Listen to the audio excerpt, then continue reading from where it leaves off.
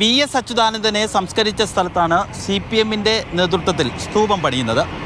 Sir CPയുടെ തോക്കുകൾക്ക് നേരെ വാരിക്കുന്തമേന്തി രക്തസാക്ഷിത്വം വരിച്ച പുന്നപ്രയിലെ സഖാക്കൾക്കൊപ്പമാണ് VSന്റെ അന്ത്യവിശ്രമം.